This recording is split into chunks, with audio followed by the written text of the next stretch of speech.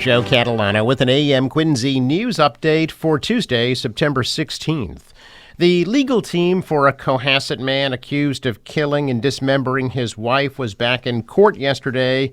48-year-old Brian Walsh was arrested in January of 2023 and indicted by a grand jury on charges including murder, misleading a police investigation, obstruction of justice, and improper conveyance of a human body. Anna Walsh's body was never found. In Norfolk Superior Court yesterday, state prosecutors said officials reviewed materials found on former state police trooper Michael Proctor's phone. There's a federal order connected to the Karen Reed trial saying the material should be destroyed by mid-October. Prosecutors didn't disclose exactly what was found. It's believed the information could affect several cases, including Walsh's murder trial. Also yesterday, the judge denied an appeal made by Walsh's attorneys to suppress key Google searches found on his phone and 2 tablets belonging to his children.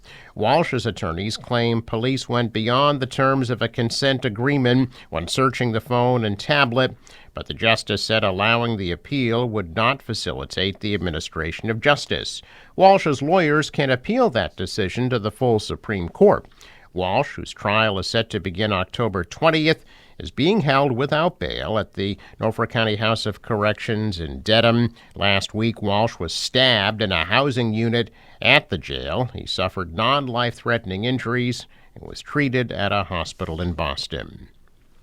The Massachusetts Municipal Police Training Committee is investigating its police academy in Randolph following a recruit's allegations of abuse. The probe has led to the academy's director and 2 instructors being placed on leave. The investigation was launched after a recruit from the Quincy Police Department reported he was verbally abused and ordered to do training exercises that he says left him injured and unable to return to his class. Happened during the first days of training for the Randolph Academy's 22nd recruit class. A schedule shows the current class began on August 11th.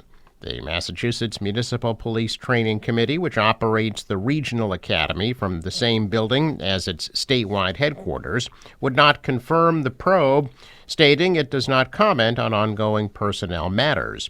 Despite the personnel changes, a spokesperson says the current class is on track and the department remains deeply committed to ensuring recruits receive the highest quality instruction and support. The investigation in Randolph comes just weeks after a similar probe at the committee's police academy in East Falmouth ended with significant personnel changes. In August, 7 people, including the academy's director, were fired after reports of harsh treatment of recruits.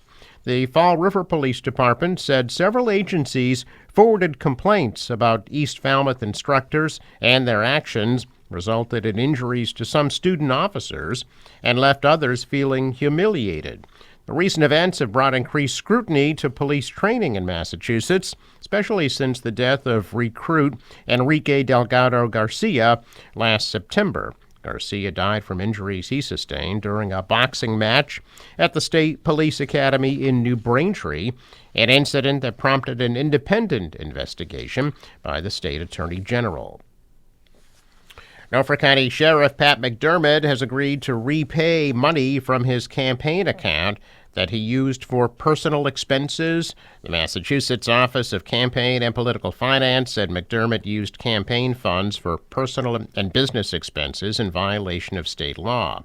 Under the terms of the civil agreement, McDermott agrees to pay $7,500 and to forgive a $10,000 personal loan to his campaign. McDermott also agrees to purge his committee funds by almost $29,000.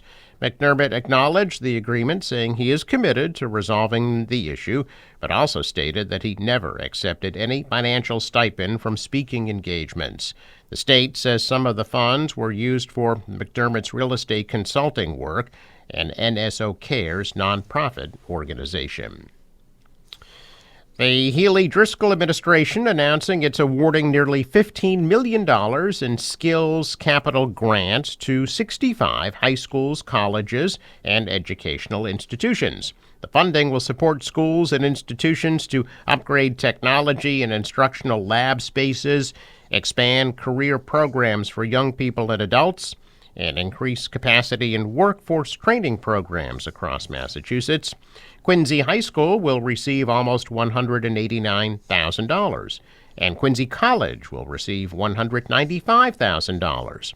The competitive grants were awarded to educational institutions that demonstrate partnerships with local businesses, as well as align curriculum and credentials with industry demand to maximize hiring opportunities. A man had to be flown to the hospital after he fell out of a tree in Whitman. Yesterday, 58-year-old man reportedly fell 20 to 25 feet from a tree in the woods behind 21 Highland Avenue at about 3 p.m. Emergency crews arrived within 4 minutes of the fall and found him 150 to 200 feet in the woods. Rushed to Whitman Police Headquarters, where he was flown by helicopter that was already in the area to Beth Israel Deaconess Medical Center. The severity of the man's injuries was not immediately known. A horse was rescued after it was seen trotting down Interstate 93 in Randolph on Sunday. Drivers called 911 after seeing the horse near the Blue Hills Reservation. State police said the horse was a potential hazardous, dangerous, and disruptive event for passing motorists. It could have been a nightmare for the horse, since the animal is easily frightened. Horses can spook from anything new in their environment, from a barking dog to even a puddle. Luckily, several people in the area were able to calm the horse down so that it wouldn't run back into traffic while police worked to find the owner. Once found, the owner told police the horse had bumped her off while they were on a trail ride and had run away. It's unclear how far the horse went from its owner. The horse and her owner received a police escort back to the trails. Blue Hills Reservation is a state park with over 7,000 acres, spanning across several towns, including Quincy, Milton, Randolph, and Dedham. Quincy residents who are age 70 or older can now license their dogs for free. City Council last night voting unanimously to waive the $20 dog licensing fee to help older residents with the financial burden of dog licensing fees. State law allows cities and towns to waive the dog licensing fees for people 70 and older. However, the local community has to adopt that measure. Councilor at Large Noel DeBona introduced the measure, which was approved on a 9-0 vote last night. Massachusetts just approved a new license plate design set to honor canine officers and their handlers. It's the brainchild of volunteers at the Canine PTSD Research Center in Seekonk. They are a place for retired police dogs to rehabilitate from their trauma and to live out their days. The plate will feature a design with police dogs on the left side, as well as the initials SG. They stand for Sean Gannon. The Yarmouth police sergeant and canine handler was killed in the line of duty in 2018. Denise Gannon says there were roughly 400 canine handlers at her son's funeral. Soon there could be 3,000 plates with his initials on the road. They need to sell at least 3,000 license plates to cover the cost of production within the state. If they exceed expectations and there's money left over, it will go toward the center and other canine charities. If they don't sell enough, the remaining cost will fall on the center. The plates are $40 and can be purchased on the Canine PTSD Research Center's website. This past summer, Save the Harbor, Save the Bay brought over 8,000 community members to the waterfront for free cruises around the harbor or to see the Boston Harbor Islands, including nearly 50 young people from Quincy. All summer, Save the Harbor brought hundreds of kids from Greater Boston to join free cruises to the islands every Tuesday, Wednesday, and Thursday. Each cruise began with an engaging orientation from harbor historian David Coffin on the history of and what to expect spending the day out on George's Spectacle or Peddocks Island. The trips were led by Boston Public School students and Save the Harbor's Youth Jobs and Leadership Program. The Youth Employment Program allows the students to expand their knowledge on ecological protection and improve their leadership skills.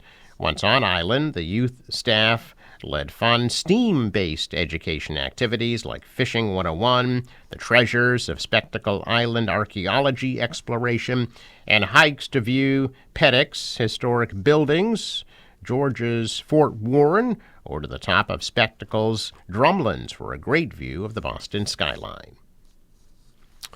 Check of business news. Stocks are higher. The Dow is up 49. The Nasdaq rose 207. The S&P added 30. Asian stocks higher. The dollar was down. The euro rose. Oil at $63 a barrel. Sports. Red Sox host the A's tonight at 6:45. Forecast from the National Weather Service: some morning clouds and fog, and then partly sunny with a high of 73. Tonight, a low of 57. Tomorrow, some morning clouds and afternoon sun, high of 74. Thursday, partly cloudy, high 80. Friday, mostly sunny and a high of 79. For the boater, waves about a foot. Northeast winds 5 to 10 knots. High tide 7:23 a.m. Sunrise 6:25, sets at 6:51. I'm Joe Catalano with an AM Quincy news update for Tuesday, September 16th.